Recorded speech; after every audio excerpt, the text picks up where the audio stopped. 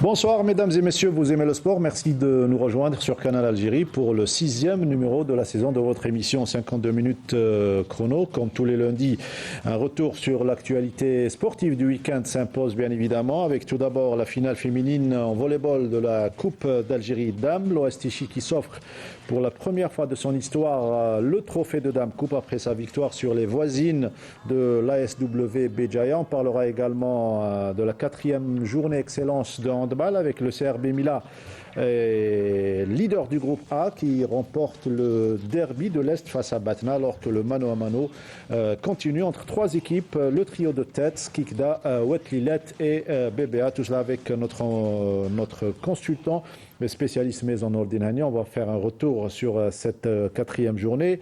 On parlera également volleyball avec un gros plan sur l'Olympique de Ain Melilla qui se prépare pour la nouvelle saison. Et puis la principale thématique, ça sera la participation algérienne aux Jeux Olympiques, la prise en charge de notre élite, le suivi des disciplines pourvoyeuses des médailles et quel intérêt accorde l'État algérien à travers son ministère et son comité olympique algérien à cette édition des Jeux Olympiques qui se déroulera à Paris avec notre invité, le nouveau directeur des jeunes talents sportifs de l'athlète d'élite et de haut niveau au ministère de la Jeunesse et des Sports. Il s'agit d'un habitué à 52 chrono. Il était venu sur la casquette de directeur technique en basketball et cette fois-ci il est au ministère. Le plaisir de recevoir Monsieur Zaki Lahmer. Monsieur Lahmer, bonsoir et bienvenue. Bonsoir Mortal, tout le plaisir est pour moi. Merci à vous, merci à vos assistants. Je vous remercie de cette invitation et j'essaierai d'être bref sur tout ce que vous voulez savoir. Et certainement le plaisir de retrouver l'équipe de 52 chrono avec Nordin Hani. Nordin, bonsoir. Bonsoir Mortad, bonsoir à tous ceux qui nous regardent. Quand on est quelqu'un du ministère pour pouvoir... et un technicien surtout. Un technicien, voilà, donc qui puisse vous expliquer la démarche donc, pour les Jeux olympiques qui approchent, puisque c'est juillet prochain, donc c'est une bonne chose quand même. Voilà, et Badardine Belhadjouja, comme chaque lundi présent, pour parler de pas mal de disciplines, et notamment de l'athlétisme, des Jeux Olympiques, puisqu'il était président de Fédération algérienne d'athlétisme il y a de cela quelques années. Badro, bonsoir. Bonsoir Mortar, bonsoir Henni, et puis bienvenue à notre directeur de la centrale, et ravi de retrouver nos téléspectateurs. Badro, Zaki, Nounou, rien de mieux pour planter le décor de cette émission, on va dire, conviviale et sportive, avec tout d'abord cette première question, Monsieur Zaki, cette direction qui englobe les jeunes talents, les sportifs d'élite et le haut niveau, c'est quoi son rôle au juste au niveau du ministère de la Jeunesse et des Sports? Alors, avant de parler, bien sûr, du rôle ou des objectifs de la direction, je voudrais d'abord bien préciser que nous avons monté une charte olympique, une charte du sport de haut niveau. On s'intéresse actuellement, vu le rapprochement des Jeux olympiques, donc on s'intéresse méticuleusement et de très près à tous ceux qui sont qualifiés aux Jeux olympiques 2024, bien sûr. Nous avons commencé par une comparaison, une étude entre les différentes sessions des Jeux Olympiques de Rio et de Tokyo pour pouvoir un petit peu prolonger dans l'avenir des sports, les 5 disciplines qui sont qualifiées actuellement. Je dirais que le principe, ou bien les tâches principales de la direction, c'est le programme national, bien sûr, des sports. C'est l'accompagnement surtout des athlètes d'élite et c'est les projets concernant le développement des jeunes talents sportifs pour un avenir meilleur.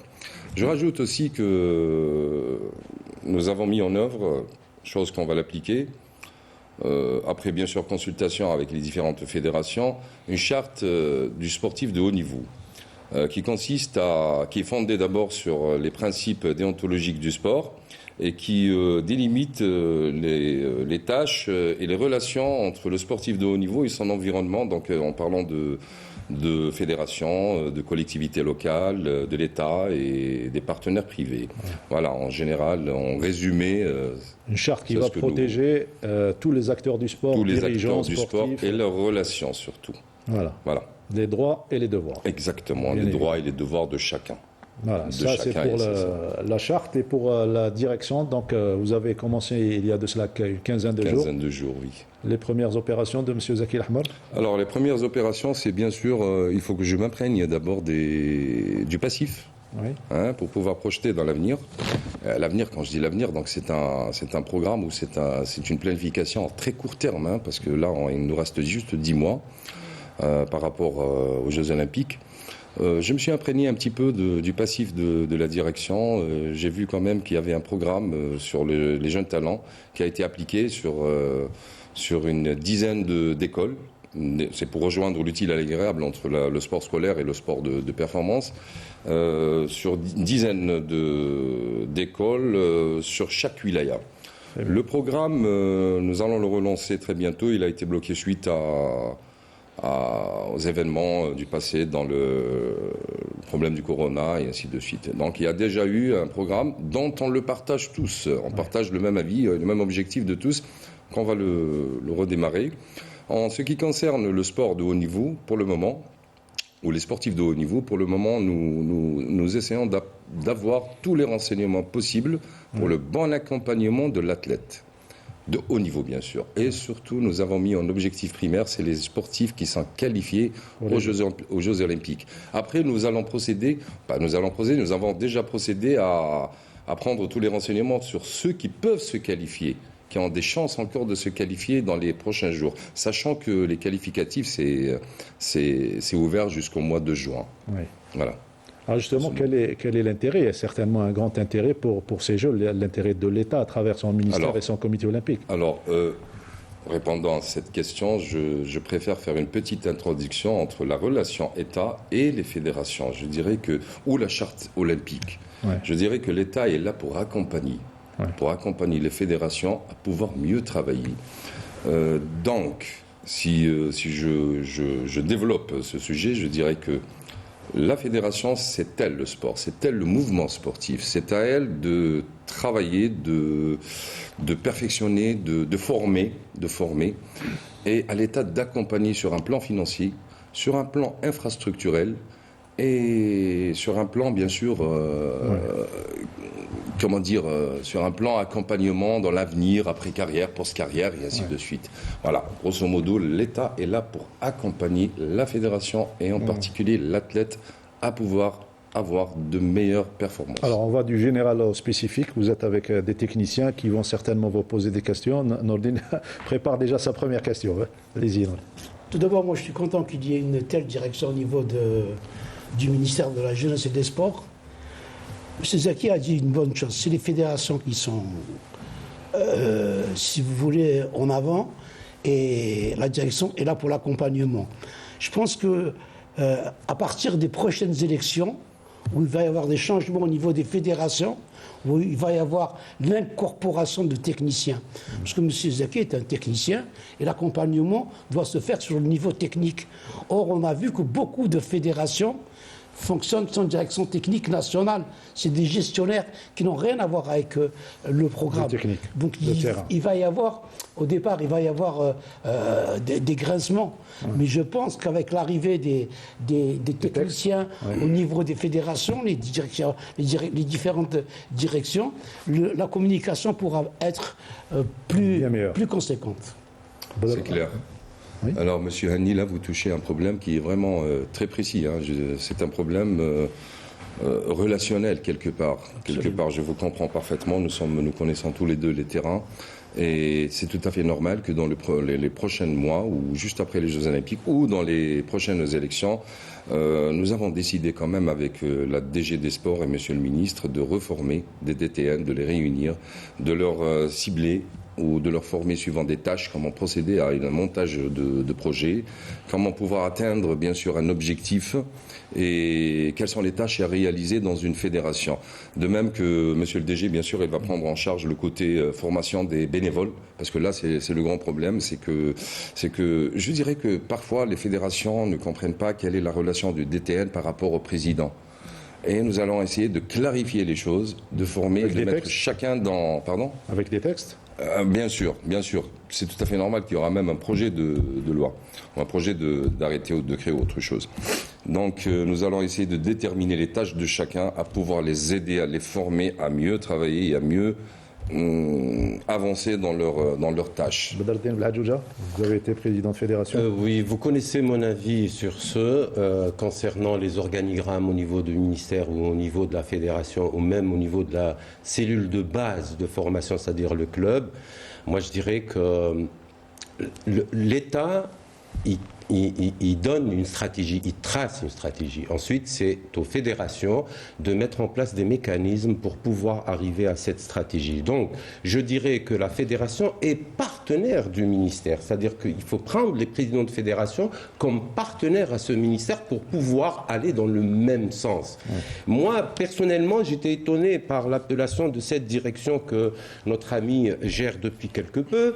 Je pense qu'il y a un petit chevauchement déjà, parce qu'il y a eu des changements au niveau de l'organigramme de ce ministère depuis, et quand je lis directeur des jeunes talents, vous savez, dans certaines disciplines, on détecte des jeunes talents à 10 ans, mais ensuite, la même direction s'occupe de l'élite et du haut niveau. Je pense que c'est un peu lourd pour cette direction. Je ne sais pas comment ils sont organisés. Peut-être qu'il va nous donner des éclaircissements. Par contre, je dirais que la prise en charge du jeune talent et la prise en charge et l'accompagnement de l'athlète d'élite de haut niveau sont différents. Opposés, diamétralement opposés. Pas opposés, différents. Liés. Ils sont liés, mais liés, sont liés, oui, il y a des passerelles, bien sûr, et c'est à la fédération, justement, avec l'aide du ministère, d'aller vers un éclaircissement sur les mécanismes à prendre et le passage du jeune talent vers athlète de compétition, ensuite athlète d'élite, parce qu'il faut revenir quand même à des appellations correctes et des étant donné que c'est lourd comme deux aspects à préparer, c'est pour ça que je crois qu'il y a trois directions au niveau de trois sous-directions au niveau de cette direction. Je précise juste quelque chose. Nous ne sommes pas partenaires des fédérations. Plutôt, ce n'est pas les fédérations qui sont partenaires de l'État. C'est tout à fait le contraire, c'est dans le sens opposé. C'est l'État qui est partenaire de fédérations. Ça, c'est la charte olympique. Quand on veut développer un sport, allez, je dirais je prends l'exemple dans mon cas de basketball. Si je veux développer le basketball en Algérie, l'État doit être partenaire de cette fédération ou de ce groupe qui essaie de développer. Par quoi il peut être partenaire ? Par d'abord une idéologie, en réfléchissant à certains programmes nationaux afin de mettre des stratégies de développement, à des infrastructures sportives, à un financement, à une gestion, après à la livraison des cadres techniques. C'est les 5 fondements de l'État. C'est les 5 fondements du sport. Donc, je ne corrige pas, je précise que l'État est partenaire de la fédération et non le contraire. Nous n'entraînons pas, monsieur, nous n'entraînons pas les enfants. C'est la fédération qui entraîne à travers ses clubs, à travers ses associations, à travers sa DTN. Nous, ce qu'on peut faire, c'est suivre le programme. Nous, ce qu'on peut faire, c'est affecter un directeur technique national formé dans nos instituts étatiques afin de mettre une stratégie pour bien développer cette ou celle discipline. Maintenant, le problème qui existe, je reviens même à celle de monsieur Hani, le problème qui existe, c'est que on voit même qu'il y a des présidents de fédérations qui sont déjà spécialistes, qui sont spécialistes empiriques, qui ont fait des études ou qui n'ont pas fait des études. C'est des gens du métier, quoi. Du métier, mais qui n'arrivent pas à admettre une stratégie faite par le directeur technique national. Et là, c'est tout un chamboulement. Oui. Voilà. Donc, je corrige juste, tu précises que l'État est partenaire. Le débat est passionnant, bien évidemment. Si je peux me permettre. Être partenaire, c'est dans les deux sens. C'est mon avis. C'est clair. C'est dans les deux sens.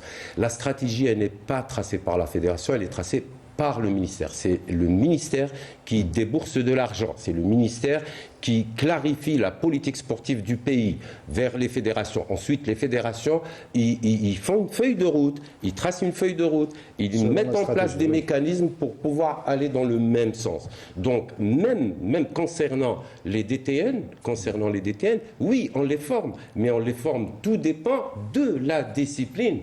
Ouais. Moi, je suis président, on donne l'exemple d'un président de fédération. Il est élu pour un mandat de 4 ans. Il n'a pas le haut niveau. Il veut développer au territoire national. Il choisit un DTN qui a le profil de formation et de développement. Le contraire, dans une fédération, je cite l'exemple de l'athlétisme, qui excelle chaque année chaque mandat aux Jeux Olympiques. C'est une fédération qui a de l'élite, qui a du potentiel, qui peut avoir des médailles aux Jeux Olympiques. Il choisit un DTN qui va dans ce sens. La stratégie est différente. Oui. Donc voilà, donc je pense que ce partenariat doit être dans les deux sens. C'est clair. Rapidement, parce qu'on doit parler de l'actualité également. De par le passé, les directions techniques des fédérations étaient l'œil et l'oreille du ministère. Ouais. Je pense qu'on veut revenir à ça. Si on veut qu'on soit... Mais c'est ça, justement, le rôle de cette direction par rapport à une fédération. Parce que la communication ne pourra pas se faire avec les présidents. Vous voyez que le débat est passionnant. Absolument. Et dans une émission d'actualité, on doit toucher également à l'actualité. Je rajoute juste... Rapidement. Vous m'excusez. Non, c'est pas le cas. Je rajoute juste un petit mot. C'est très bien ce que vous avez dit, c'est excellent. Dans les deux sens, oui, mais dans les deux sens, comment nous infiltrons la fédération? Comment on l'aide, cette fédération, sur un plan? Le président de fédération, il est là pour une politique fédérale, olympique. L'État est là pour une politique nationale, comme vous l'avez précisé. La politique nationale, c'est la politique concernant le sport de haut niveau, le sport de masse, le sport social, le sport scolaire, et ainsi de suite. Tout dépend de la politique exigée ou menée par notre autorité, suivant des décrets exécutifs. En tout cas, c'est bien parti le débat. C'est bien précisé, c'est bien clarifié. Et justement, c'est ce que nous voulons clarifier et préciser au président de fédération dans les prochains mandats, afin de mieux situer la chose. Le décor est bien planté. Ça se voit que le langage entre techniciens passe plutôt bien, même s'il y a des fois quelques avis différents. Et c'est ça le but du débat. La une de l'actualité sportive, et on se retrouve juste après.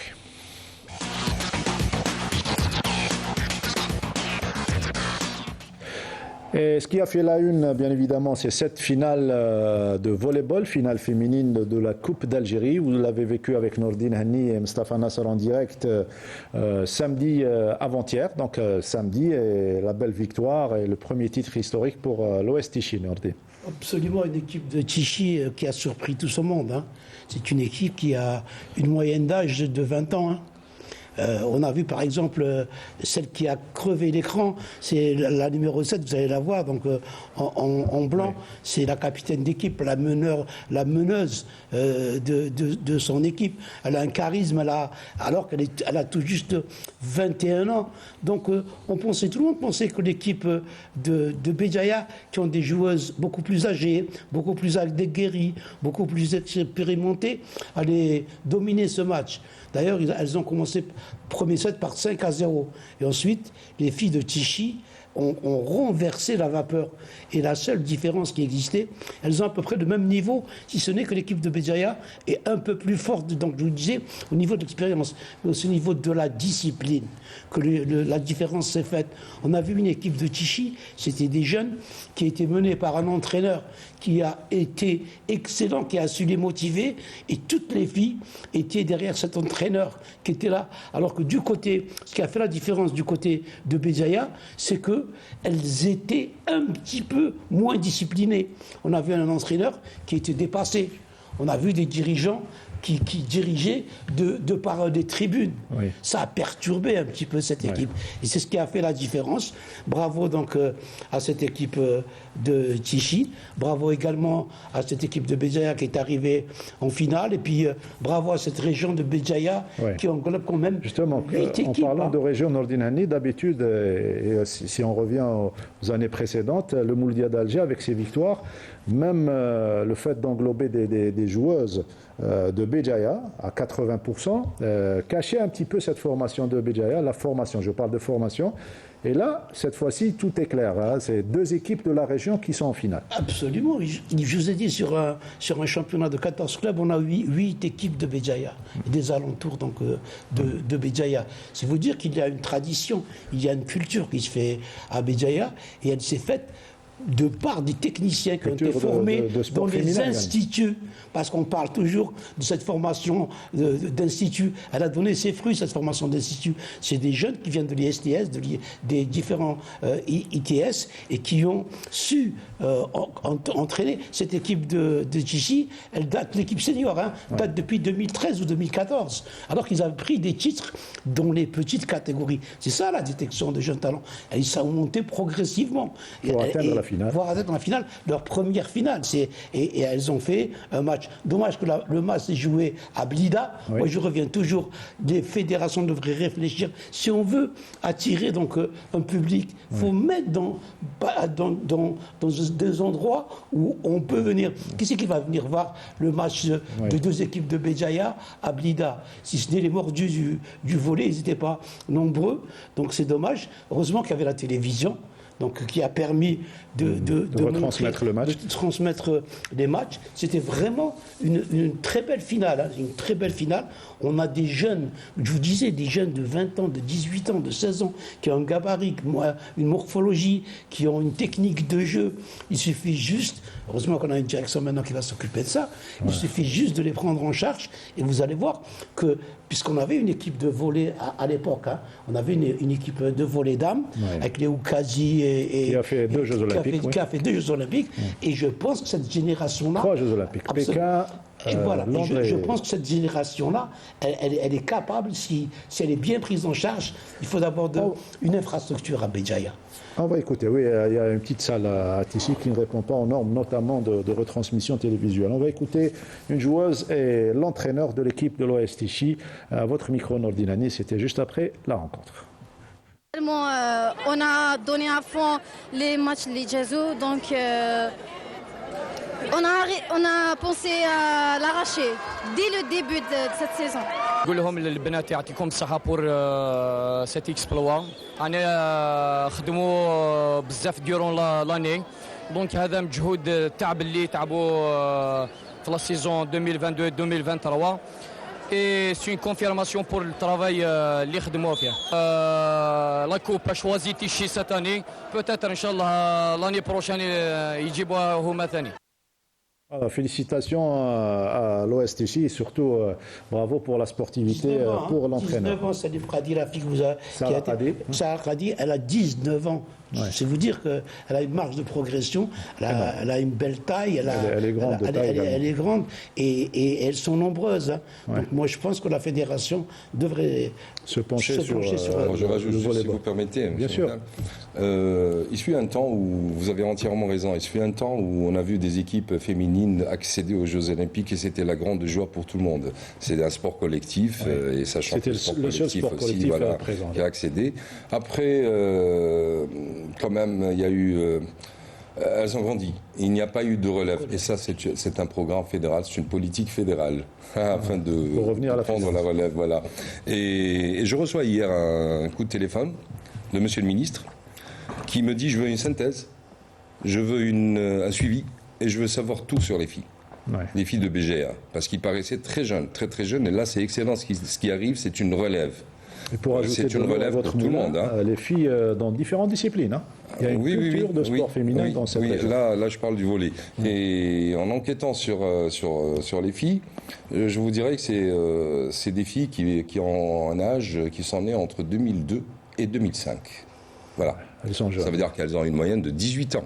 Oui. Et là, 18 ans, ça vaut le coup vraiment de les suivre, à ce que la fédération contacte son partenaire pour pouvoir décrocher tout ce qui est aide, infrastructure. J'ai discuté aussi avec le président, même du côté de Béjaïa, ils vont les aider parce qu'il y a une nouvelle salle, ils veulent accéder à la nouvelle salle et ainsi de suite. Donc voilà, c'est ces jeunes talents juste après la finale, c'est bien de prendre en charge. Déjà sur le plan morphotype, les techniciens, comme l'a dit Nordine Hanid, issus des grandes écoles algériennes, ont fait leur travail en matière de morphologie. On a de filles de grands gabarits. Travail de morphologie, oui. Moi, je rajouterais juste un truc. Aujourd'hui, le sport de haut niveau demande plus d'exigences. Il faut plus d'exigences. Il faut un accompagnement plus fort sur le plan financier, sur le plan infrastructurel, sur tous les plans. Aujourd'hui, pour que ces filles s'épanouissent pleinement à l'avenir, il faudrait d'autres moyens. Il faudrait, au niveau de la centrale, justement, définir quelles sont les exigences d'aujourd'hui, du sport moderne. Qu'est-ce qu'il faut pour ces jeunes? Béjaïa, rappelons-le, c'est un pôle de développement depuis longtemps. En athlétisme, en volleyball, en handball, c'est quand même une région qui éclate de jeunes, qui est pétrie, des jeunes pétris de qualité. On aurait même dû organiser les Jeux méditerranéens, pourquoi pas, dans cette région de Béjaïa. On va écouter le président rapidement. Et beaucoup de ces athlètes-là évoluent dans des clubs à l'étranger maintenant. Voilà, c'est vrai. Ouais. Allez, on écoute le président de la fédération algérienne, M. Huss, au micro de Nordine Hani. Le niveau, c'est-à-dire était équitable بيناتهم donc تلعبت على des retouches, mais le niveau il était acceptable. انا عجبني الحال, c'est-à-dire il y avait des phases de jeu داخل الاخر. Bon, le match était serré. دونك مبروك على تيشي ومبروك حتى على الفريق ولايه بجايه باسكو ستي روتو بور لوي شحال عنده هو غايب الحمد لله راه عاود رجع الفريق رجع للقسم الاول. Ah, c'est M. Huss au micro de notre ami Toufik Derbel. Voilà, on revient donc à la thématique, à savoir la participation algérienne aux Jeux Olympiques. Tout d'abord avec ce sujet préparé par Sid Ahmed Bouraïb qui nous parle des Jeux. Il fait le point également sur les qualifiés algériens. Ils sont au nombre de 16. On voit ce sujet. On se retrouve juste après pour en débattre. 249 jours nous séparent de Paris 2024, où l'Algérie sera représentée par ses meilleurs athlètes. Pour l'instant, dans 6 disciplines différentes. Le rêve de décrocher des médailles dans le plus grand événement planétaire étant atteignable, l'État algérien a mis tous les moyens pour y parvenir. Pour Paris, les pouvoirs publics algériens ont mobilisé tous les moyens nécessaires pour accompagner les athlètes et leur garantir une préparation optimale en prévision de ce rendez-vous, et ce dans le cadre de la politique destinée à promouvoir le sport d'élite. Le soutien des athlètes se traduit à travers les infrastructures sportives qui ont été réalisées, mais aussi également à travers les bourses olympiques octroyées à ceux qui préparent les JO. À Paris, les Algériens essaieront de battre le record de médailles de Sydney 2000, où 5 breloques ont été glanées, une en or, une en argent et 3 en bronze. À Paris se joueront les plus grands Jeux olympiques de l'histoire, selon les organisateurs. À Paris, les athlètes pourront compter sur la diaspora établie en France et dans les pays avoisinants pour venir les soutenir et les pousser à se surpasser. Pour rappel, l'Algérie sera représentée en boxe, en athlétisme, en gymnastique, en aviron, en cyclisme et au tir sportif. La liste pourrait encore s'allonger, ce que tout le monde espère. Rendez-vous donc à Paris. Il y aura, Inch'Allah, d'autres qualifiés et d'autres disciplines. Des jeux, on va dire, assez spéciaux pour l'Algérie cette fois-ci, qui se déroulent à Paris. Assez spéciaux, dans quel sens? Dans le sens où il y a une forte communauté algérienne qui est sur place. Dans ce surtout, sens, oui, oui. Surtout ça. C'est assez spéciaux sur tous les plans. Ouais. Je ne vous cache pas que c'est Paris. C'est quelque part, quand vous venez de le dire, c'est toute la communauté algérienne qui s'y intéresse, qui va assister. C'est un pays de sport également. Voilà, bien sûr. Et puis, je ne vous cache pas aussi que nous sommes tous derrière pour faire monter un petit peu le drapeau aussi algérien. À maintes reprises. Je rajoute que le suivi, il est... Le président de la République algérienne, M. Abdelmajid Tebboune, suit méticuleusement ces jeux-là, ces sportifs, et ainsi que M. le ministre de la Jeunesse et des Sports, à ce que nous accédons à au maximum de médailles et à ce que nous soyons à la hauteur pendant ces jeux-là. Est-ce que nous sommes sur la bonne voie? Nous sommes sur la bonne voie. En matière de préparation, nous sommes sur la bonne voie. Il y a eu de résultats obtenus. Tout le monde est d'accord de parler ou de discuter sur le plan financier. nous avons tout ce qu'il faut. Le président de la République a mis tous les moyens à ce que, et ça tout est dit, à ce que les athlètes soient mentalement, comme on le dit dans le sport, à l'aise. Aucun problème de financement. Tous les suivis sont là. Je donne déjà l'exemple de Iman Khalif qui est déjà installé avec toute sa bourse, avec toutes ses panoplies, son staff médical, son staff technique qui sont avec elle, qui a fait les États-Unis actuellement, elle est au Singapour. Et ça va être de même pour le reste. Nous voulons, quand je dis nous, c'est tout le monde. Nous voulons que tous les athlètes soient mis et vont être mis dans de très bonnes conditions. J'ai reçu à mon bureau aussi le DTN de la fédération de boxe, parce que là c'est le plus grand nombre de qualifiés. Et j'ai expliqué un petit peu, j'ai expliqué mot à mot et étape par étape ce qu'il faut faire pour le montage financier de ces athlètes. Et ça va se faire très très bientôt. De même que pour Boudina qui était là, qui avait beaucoup de problèmes de préparation. Tous ces problèmes ont été résolus. Il était très content, il s'est mis dans de bonnes conditions et actuellement il est parti en France pour terminer sa préparation. Et voilà, grosso modo, c'est ça concernant Est-ce qu'il y a des suivi retards, par rapport à... Est-ce qu'il y a des retards exprimés par certains athlètes? Pour le moment, nous n'avons remarqué, nous n'avons eu aucun retard, nous n'avons eu aucune réclamation des athlètes. Les athlètes sont bien protégés. D'abord, les athlètes ne se déplacent pas pour venir. Les athlètes qui sont qualifiés, ils sont sur place, ils s'entraînent. Il y a des directions techniques qui les chapeautent. Les directeurs techniques, les portes sont ouvertes pour tout le monde. Pour les directeurs techniques, ils viennent au ministère à tout moment. On discute de leurs problèmes et on essaie à chaque fois de trouver des solutions à tous les athlètes qui sont qualifiés. De même que pour les athlètes qui ne sont pas encore qualifiés et de même pour les athlètes d'élite. Voilà, pour tous les athlètes qui ont des problèmes ou qui veulent accéder à un haut niveau, même en dehors des Jeux Olympiques. Toutes les portes sont ouvertes et ils viennent quand ils veulent. Ils ont une direction, ils peuvent exposer tous leurs problèmes, à condition que ça soit, bien sûr, dans l'ordre des choses et dans une discipline sportive bien précise et bien claire pour eux. Généralement, on laisse, et c'est d'ailleurs notre péché mignon, c'est de laisser la dernière saison pour parler des Jeux Olympiques. Comment cette nouvelle direction va remédier à cela ? Alors, à travers, bien sûr, un travail bien précis. Je vous avais dit tout à l'heure qu'il ne nous reste que 10 mois par rapport aux Jeux Olympiques. Nous avons déjà commencé à planifier, à mettre en œuvre tout ce qui est préparation, jeux, pour atteindre, bien sûr, là je parle comme technicien, pour atteindre leur apogée de leur forme sportive le jour même. Je reçois des entraîneurs, des directeurs techniques aussi, qui demandent des préparateurs physiques, qui demandent des kinésithérapeutes, mais on omet toujours à demander quelque chose qui est très important et que nous avons rajouté, bien sûr, c'est le préparateur mental. Voilà. Chose qui s'est faite pour la première fois.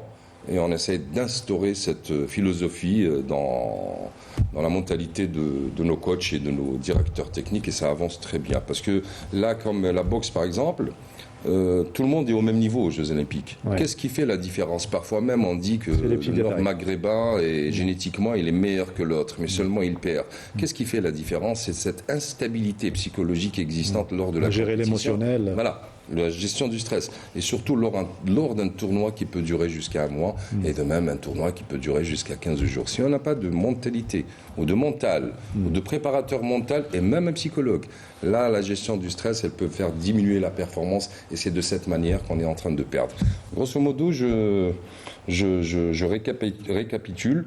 Nous sommes en train de travailler méticuleusement, de suivre chose par chose, point par point, et bien sûr, nous sommes en train de mettre des stratégies scientifiques afin de poursuivre et d'atteindre au moins le niveau international. Dans différentes disciplines. Messieurs ? Dans différentes disciplines. Pour une fois, je vais être positif. Oui. De par le passé, il faut le dire, puisqu'il a parlé de Sidi Ali Boudina, qui est mon neveu, donc je connais bien. Ah, d'accord, je ne savais pas ça. Voilà, belle coïncidence. C'est ses 3e Jeux Olympiques. Oui. Il se plaignait à chaque fois d'une mauvaise préparation. Il recevait sa bourse de préparation à 1 mois de la compétition. Oui. Ça servait à rien. Oui. Et là, je vois qu'il y a vraiment une véritable prise en charge. Donc, c'est déjà une bonne chose pour l'État algérien et pour le ministère, pour nos athlètes. Je sais que Sid Ali est très content. Donc, il avait fait avant les championnats du monde une préparation en Roumanie qui lui a beaucoup donné. Là, il repart, il était en France, il rentre, il va repartir, donc il va se préparer. J'espère que ce sera la même chose pour Nihat Benchadli, qui s'est qualifié pour les Jeux olympiques sans aucune préparation. Elle n'a pas été prise, à part son père qui l'a prise en charge et tout. Donc maintenant, j'espère qu'elle aura cette prise en charge. Et vous avez parlé d'un volet très important, et c'est bien que le ministère s'en charge, c'est le côté psychologique.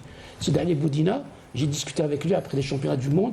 Malgré le fait qu'il ait terminé 8e, il aurait pu faire mieux. Oui. Mais c'était par rapport à un mental. Exact. C'est un mental qui l'a laissé de quelques secondes. Hein. Dans les quarts de finale, dans les premières courses, il terminait premier et il battait ceux qui ont été champions du monde. Mais le jour de la demi-finale, il y avait ce manque. C'est ce petit détail qui manque. C'est ce petit détail qui manque. Je pense que là, vous marquez un point. C'est une bonne chose. Un point essentiel. Badro ? Oui, à entendre notre invité, c'est extraordinaire, se pencher sur certaines disciplines qui se raccordent avec la performance sportive, telles que la préparation mentale, la préparation psychologique. D'abord, le sport est un état d'esprit. Donc si on n'accompagne pas moralement l'athlète, il va s'affaiblir. Cette remarque a été faite, ça fait, je pense, plus de 30 ans, par un DTN que j'ai connu. C'est bien Lounès, un DTN d'athlétisme. Maden ? Oui, Lounès Maden, qui avait remarqué ce manque-là. Et puis, l'athlète algérien, dans toutes disciplines confondues, il maîtrisait convenablement l'entraînement et il s'entraînait peut-être plus que l'Européen. Par contre, sur le plan compétitif, il ne maîtrisait pas la compétition en elle-même parce qu'il n'y avait pas un accompagnement mental. C'est très bien, mais je pense que c'est projeté pour 2028 parce qu'il faut un travail, vraiment mettre les assises et un travail, il faut que l'athlète accepte, l'entraîneur accepte. C'est tout un travail qui doit se faire en partenariat avec le ministère, bien sûr avec les orientations des spécialistes tous les au maillons niveau de la du chaîne. ministère. Mais bien sûr, c'est une chaîne. Il faudrait que ça marche dans ce sens, dans le bon sens. Concernant les finances et l'accompagnement financier, moi je dirais celui à 8 mois des JO ou 9 mois des JO, celui qui est prêt est déjà prêt. Moi je voulais finir mon intervention en posant une petite question à notre ami, c'est juste pour éclairer nos téléspectateurs, sachant qu'une délégation qui se déplace au JO, il y a des prétendants à des médailles. Mais il y a aussi ceux qui vont participer, il faut le dire, pour participer parce qu'il est loin de la haute performance. Donc il a fait les minima, il va participer, il faut le dire sans citer de nom. Quel est le plus que vous donnez pour les prétendeurs de médailles au JO de Paris? Alors, d'abord il faut que je précise que le grand rêve de tout sportif, c'est de participer aux Jeux Olympiques. La philosophie de Pierre de Coubertin, c'est connu par tous, c'est Al-Muhim Al-Musharaka.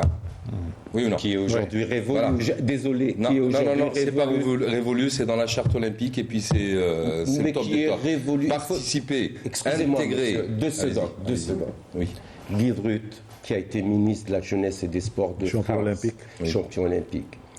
Et c'est lui qui a révolutionné le handball.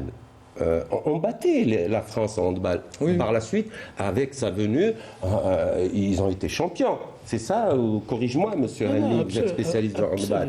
Et il avait dit une chose, si on veut gagner des médailles aux Jeux Olympiques, si on veut un sport fort, il faut couper avec les idéaux de Coubertin, justement. Et les grandes nations ont coupé avec ça. Non, il faut y aller pour décrocher des médailles. Il faut y aller pour une suprématie. Il faut aller pour montrer le rêve existe toujours. On est bien. Voilà ce qui est. Le rêve existe toujours.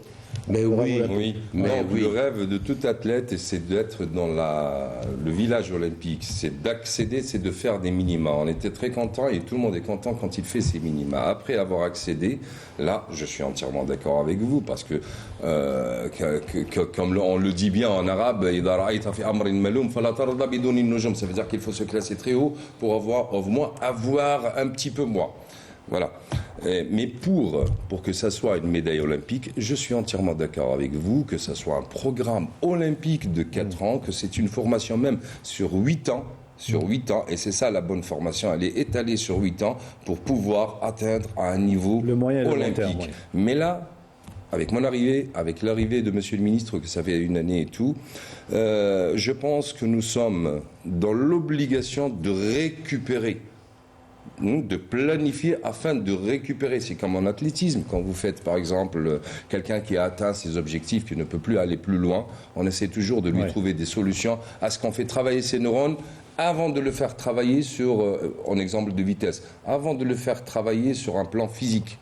On habitue d'abord les neurones pour gagner après par la suite. C'est ce qu'on va essayer de faire, c'est ce qu'on va essayer de récupérer, nous, nos étalons. Et là, je ne peux pas rentrer dans ces détails parce que ça dépasse mes prérogatives, c'est les prérogatives du comité olympique algérien. C'est le comité olympique algérien qui a fait son suivi. Nous, on est là pour booster, pour aider, et pour avancer, pour faire avancer les choses. Avec un plan clair. C'est pour cela que j'ai dit, là on parle le même langage, je crois. Bien sûr, et le débat est très passionnant. C'est-à-dire que votre abnégation, votre volonté de bien faire, je la vois dans vos yeux, il faudrait la projeter pour 2028. C'est ce que j'avais dit tout à l'heure. Alors, on change de décor, si vous permettez, cette fois-ci. On va revenir au débat, bien évidemment, puisqu'il est passionnant. Débat entre techniciens. On va changer de décor pour parler de rallye, cette fois-ci. Le rallye, le fameux rallye des Colombes. Cette fois-ci, c'est Walid Yousfi qui a été notre reporter et envoyé spécial. Il a sillonné les régions désignées par la Fédération algérienne des sports mécaniques. Résumé de cette édition. Et on se retrouve juste après.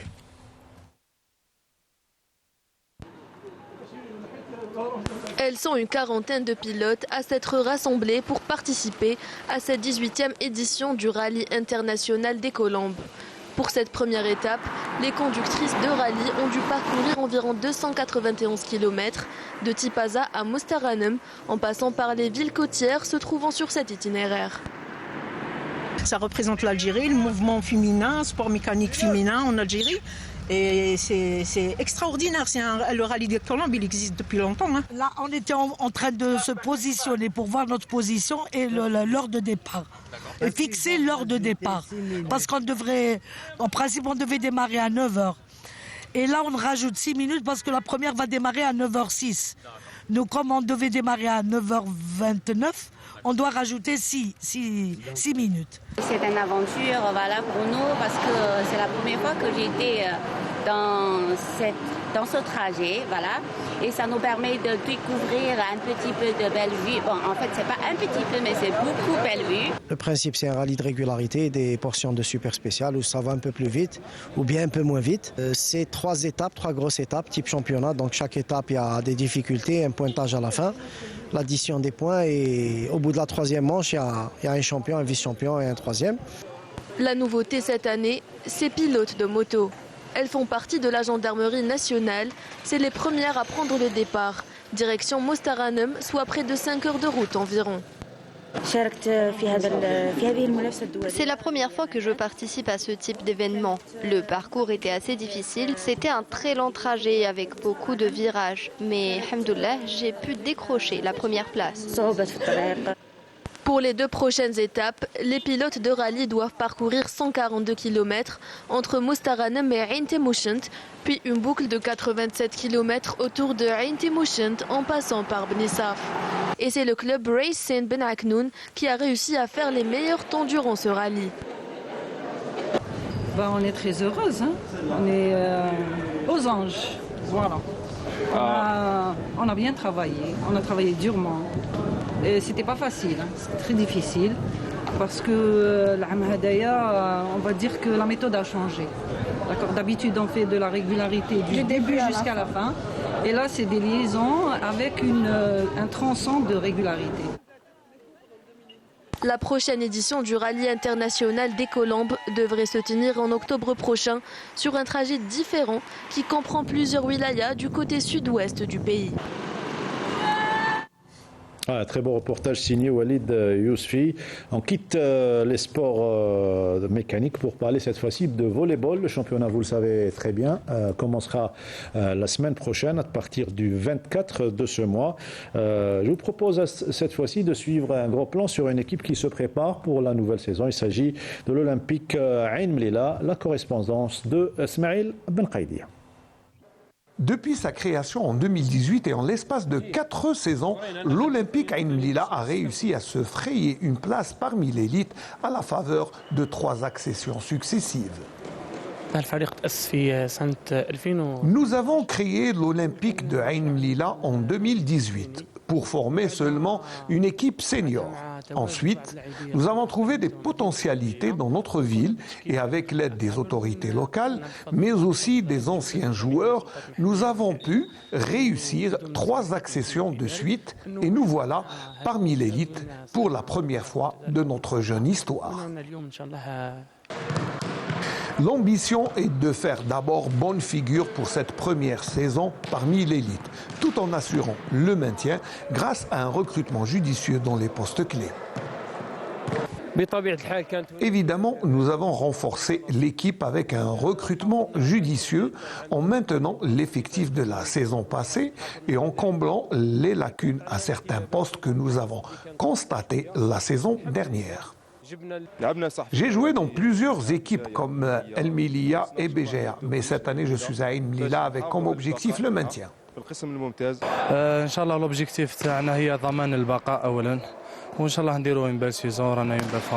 Je jouais à Zraya dans la wilaya de Mila la saison passée. Aujourd'hui, je suis à Ain Mlila pour sa première saison parmi l'élite. J'étais avec les juniors, mais aujourd'hui, je suis avec les seniors pour faire une bonne saison. Arriver au sommet est devenu une réalité, mais l'ambition de rester parmi l'élite a besoin de la conjugaison des efforts de tout un chacun. Les conditions sont très difficiles, surtout que nous étouffons à cause d'une crise financière aiguë. Nous n'avons même pas pu acheter les équipements pour les joueurs. On attend l'aide de tous, car cette image reflétée par l'équipe n'est pas bonne pour l'ensemble de la ville de Ain Mlila. Toutes ces contraintes n'ont pas altéré la volonté et l'ambition des joueurs afin de réussir une bonne saison parmi l'élite.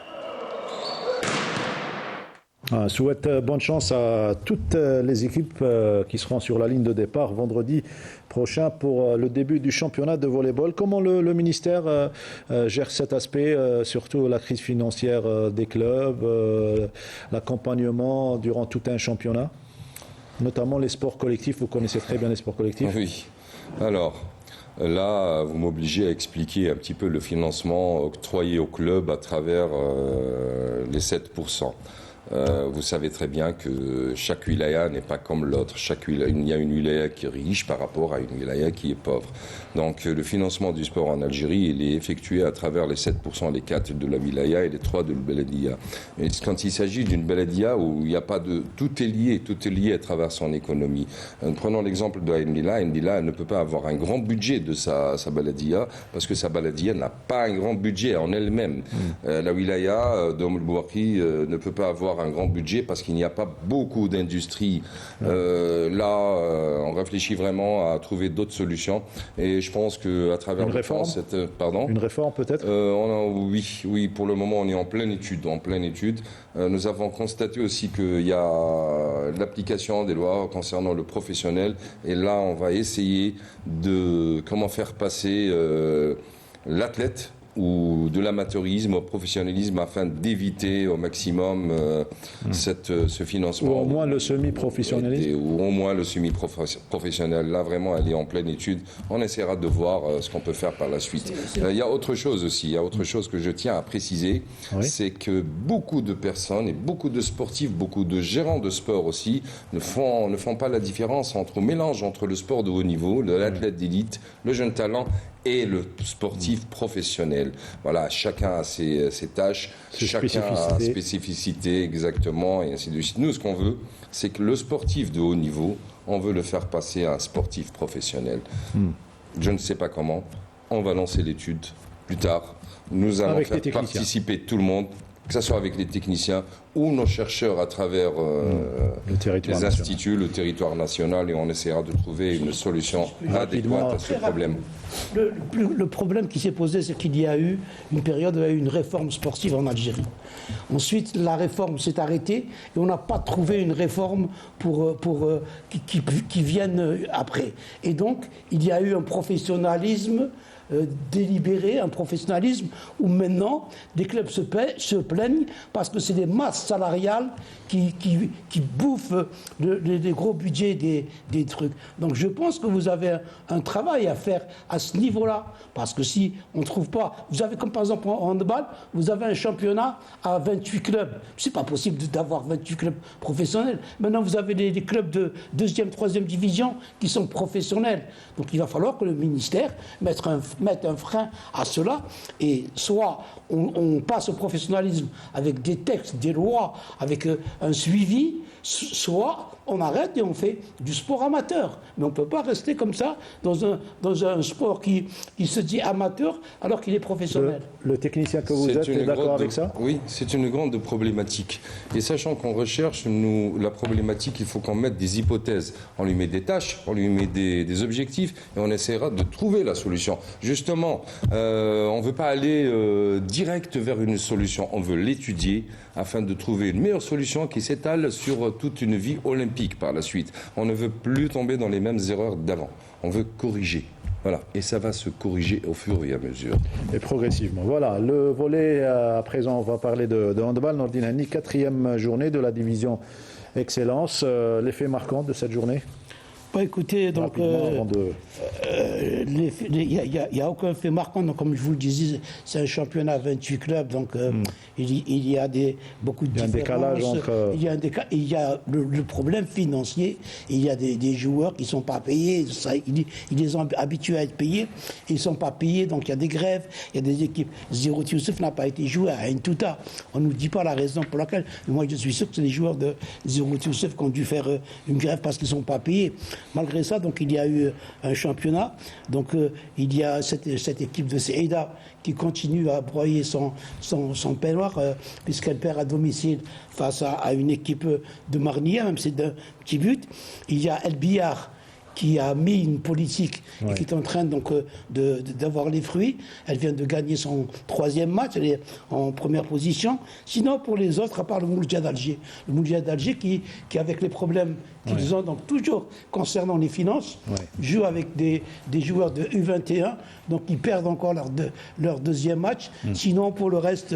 On va suivre le match que nous propose notre ami Smaïl Benqaïdi à partir de la station régionale de Constantine, le derby de l'Est entre Mila et l'équipe de Batna qui est revenue à l'équipe de Mila. Le Shabab de Mila recevait le Mouloudia de Batna pour confirmer sa victoire sur le tenant du titre, l'Olympique Annaba, et se devait donc de faire bonne figure. Le début de la mi-temps fut assez équilibré en raison des fautes commises à l'approche de la surface et d'un manque d'efficacité dans le dernier geste des Batnéens. Cette situation a permis aux locaux de prendre l'avantage au score avec une confortable avance de 5 buts. Mais à l'approche de la fin de la première mi-temps, les Batnéens reviennent dans la rencontre et réussissent à terminer la pause citron sur le score de 12-9.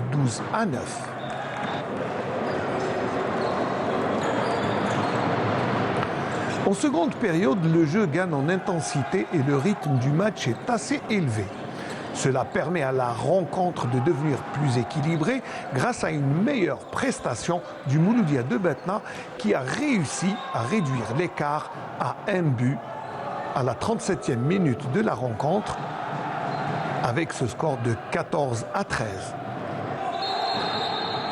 Cependant, le réalisme milévien fera la différence et permettra à l'équipe de remporter sa 3e victoire successive sur le score de 27-24.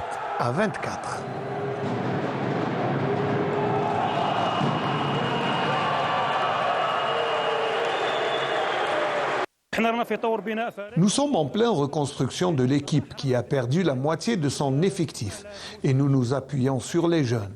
On voulait confirmer le nul face à Ouargla, mais on a manqué de chance aujourd'hui face à Milan. Dieu merci, nous avons remporté le match qui fut très difficile. D'ailleurs, comme toutes les précédentes rencontres face à Batna, ce sont tous des derbys. Batna est une grande équipe qui nous a créé beaucoup de difficultés, mais nous avons pu gérer le match du début jusqu'à la fin pour remporter une bonne victoire. Voilà, c'était un retour sur ce match et la victoire de Mila aux dépens de Batna. On va découvrir les résultats rapidement en musique. On se retrouve juste après pour parler de championnat arabe féminin avec la participation de 3 clubs algériens. Les résultats.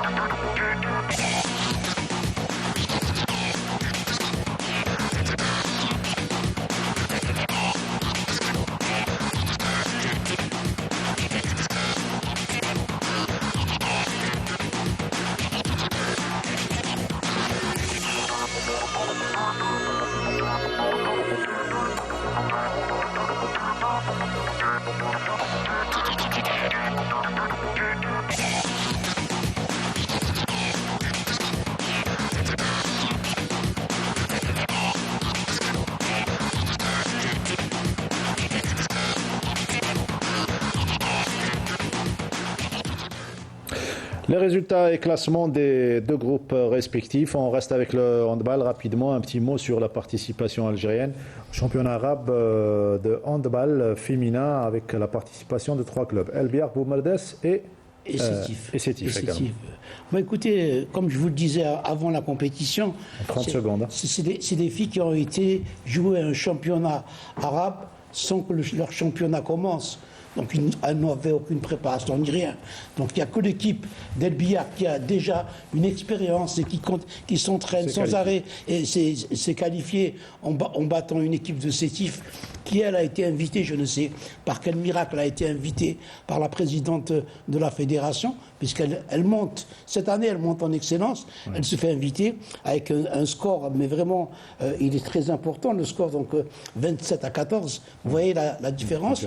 Et puis la troisième équipe, là, c'est une grosse surprise. Moi, je n'ai pas vu le match, mais j'ai le résultat là. Elle a été battue par une équipe saoudienne. Oui. Moi, je ne connais pas de handball saoudien. Ou alors ils viennent féminin. Ou alors ils viennent de démarrer.